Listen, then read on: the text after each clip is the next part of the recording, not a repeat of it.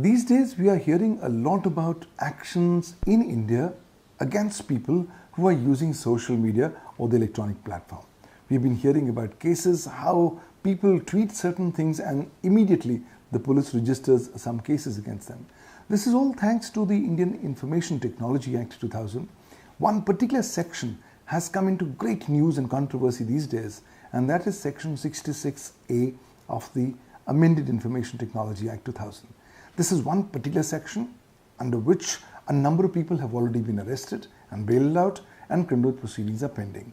Recently, we saw the case of Mr. Karti Chidambaram, the son of Indian Finance Minister, who had reported a complaint against a person who had used the Twitter for the purposes of defaming him, and a case in this regard was registered.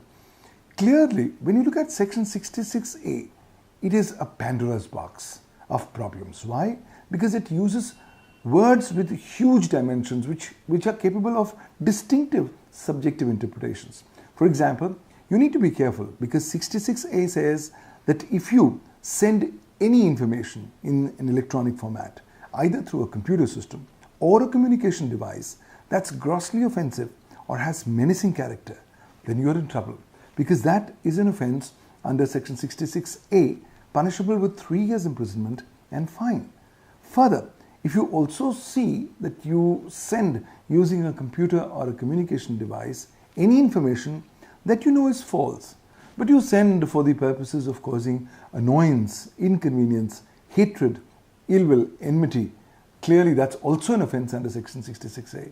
And thirdly, if you send any information using a computer or a communication device which aims to mislead the recipient of an electronic mail message about the origin of such electronic mail message, that is also an offense.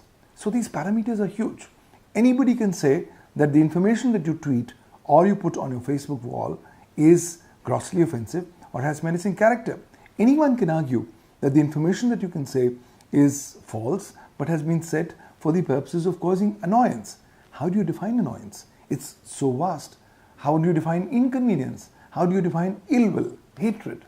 These are huge words, and thanks to these huge worded provisions of the IT Act, this is capable of so much distinctive abuse in various circumstances. That's why we are beginning to just see and scratch the tip of the iceberg.